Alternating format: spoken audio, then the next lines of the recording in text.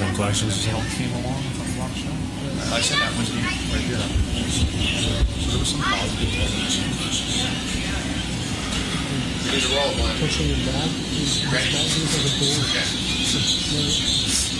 Ralph. Good afternoon, everybody, and welcome to TaosSports.com. And, of course, welcome to the grand opening of the Taos Eco Park. I'm Rudy Baca. Thank you for joining us here this afternoon. It's been a great game. It's been a great morning, great afternoon. We have a couple of players and some coaches from the Denver Pioneers with Bobby Moose and, of course, Jeremy Fishbein with UNM and some of their players. First of all, I'd like to ask the Denver folks, Bobby, how was that field out there? Did you like coming up to Taos? No, it's been a great experience for the guys. I mean, the surface is great. The community was great in supporting not only the University of New Mexico, but I just think supporting the event and the facility. So we were just happy to be a part of it. Well, thank you for coming out. We really appreciate you guys coming down here all the way from Denver and sporting your stuff out here. Nate, what do you think about the field? I thought the field was pretty nice. It bounces up on you a little bit, though, but it's kind of like grass, so it really gives you a good feel for the whole stadium and whatnot. You know, when you make those turns, is it a little bit better than a regular turf field, a grass field? Definitely better than a turf field. This isn't like an average turf field. It's pretty high class, I think. Yeah. And Theodore, what do you think about it? I love the field. And for me to come from Norway and play on a field like this, amazing. And the crowd was amazing, too. So I really liked it. Oh, so you're from Norway. I noticed a little bit of accent on you. What do you like? You ever been to Taos, New Mexico, obviously? I've been to New Mexico a few times, but never in Taos. So I really like it there. Well, that's great. Thank you for coming out. Jeremy, you like Taos. I know that. Tell me what you thought about that field out there. No, the field's great. It's good. We had a good time. Good, that's great. Michael Green, I called your name quite a bit out there today and playing that middle field. You had a lot of chances at that ball. What did you think about the field and the conditions out there? I thought it was great. I love the field. I like what Taos has done up here, and it's a great fan base, so yeah, definitely loved it. Great. Lance Rosenboom, what did you think about the field? The field was incredible. The atmosphere was incredible, and we have to say thank you to the fans for coming out to support this event. It was just, and thank you for the host. Thank you for the town for hosting us. We can't say enough about the field and the fans. So thank you very much. And live on the internet doesn't get any better than that. Hometown guy Patrick Pacheco coming back to Taos. He played for Taos High School. A lot of history with you, Patrick. What do you think about the new field here in your hometown? I'd say it was probably the most incredible pitch I've ever played on in my career. I grew up playing on Rancho's field, and we all know how that field is out there. So going from that to this it's incredible. It's a great experience. Absolutely. And Bobby, I know that you've played the New Mexico Lobos quite a few times. Last time, or a couple of years back, the Lobos were ranked in the top 25. You guys took them on. What did you think about their team at that point when you played them when they were in the top 25? Is it sort of cool to play somebody in the top 25? I mean, it's obviously they're in conference, so our goal is to try to play as many good teams, and obviously we get an advantage of, I guess, playing against a very good New Mexico team twice a year, the way our conference play goes, and it's good for our student athletes. Obviously, it's great for our RPI is always a big concern for everybody. But I mean, it's exciting playing good teams no matter what they're ranked. So I mean, obviously, always a good opportunity. Absolutely, Jeremy. What do you think about your looking forward to the season? What does it look like coming out of the preseason this spring?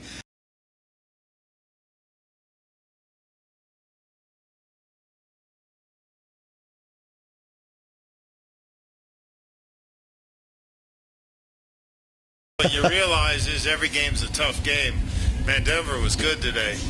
I mean, we were familiar with their guys, and they played well. They scored a great goal.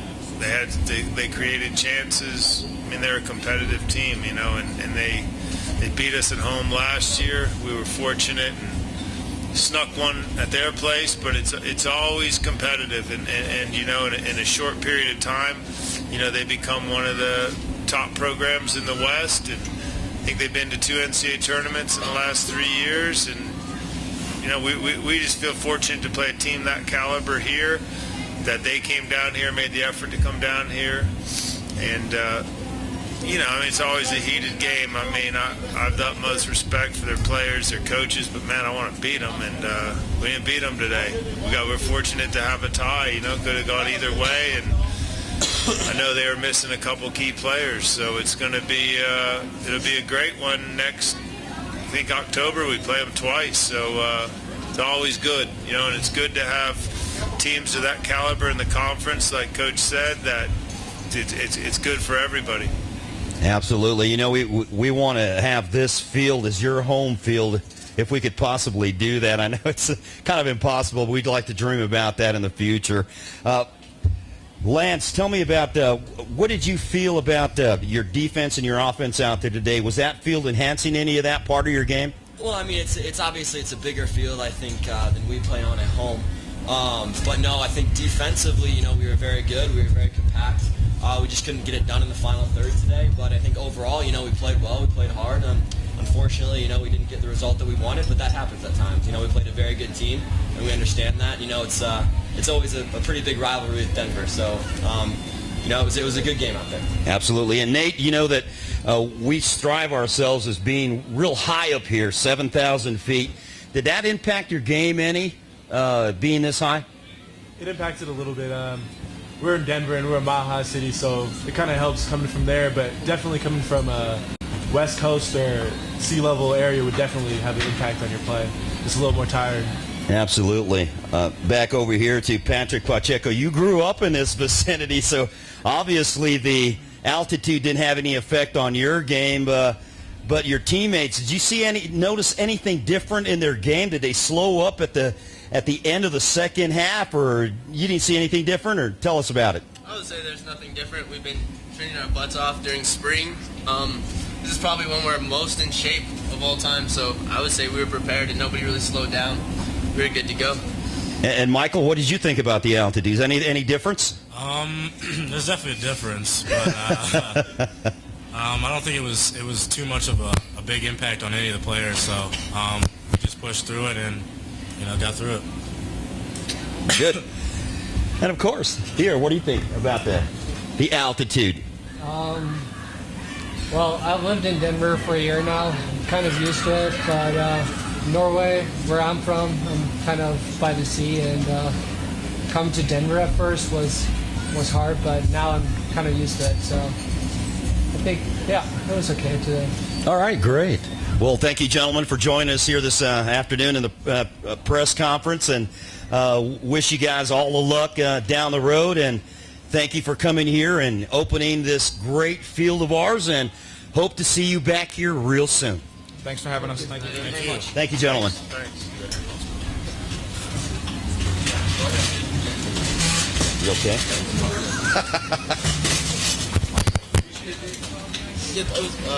Here. You guys want to sign an autograph?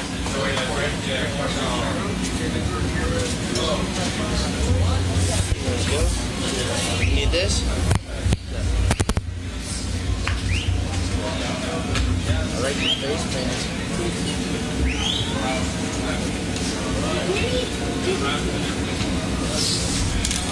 There you go. You have a pen?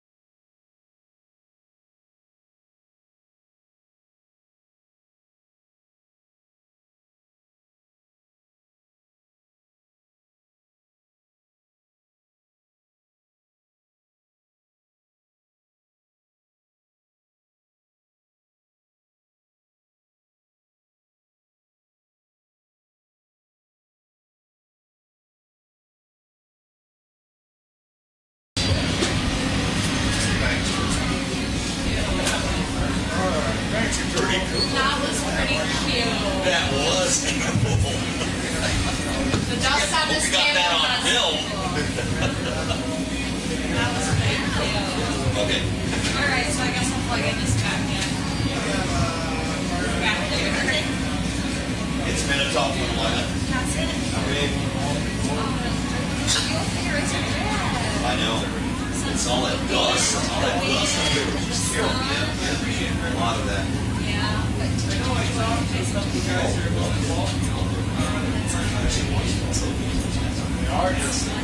Some of them guys are like, they're real bad. and you just We just scored a goal on the ground of the house now. yeah. Oh, scored a goal. Great. Okay, thanks again. That's good. Really good. Are they playing already? Yeah. Wow, it's nice to get an endorsement It from a doesn't coach start like at that. 7:30. Yeah. Yeah. Doesn't? 7:30 to 9. And thanks for plugging that hard on the surface, because that's what we're. I want that out of the players, right? Yeah, Because indeed. I'm hoping to take a few of these clips and put them on hopefully put them on our website or something along those lines, and to have the have feedback players, from the players, man. That's key. Especially when they're sitting there and saying, "Man, that thing is fantastic. The ball rolls Yeah. true." Yeah, I mean, that's- it's and just I'm what so you're happy looking to for. hear you say that. Yeah, great.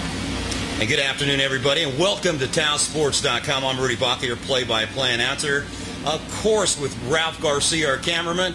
I have Greg here again with Shaw Sport Techs, the guys who built this complex, actually the actual field. And tell us a little bit about that, Greg. Yes. Well, I'll tell you, this particular surface is one of the premier surfaces in the country, if not throughout most of the European soccer and South American soccer.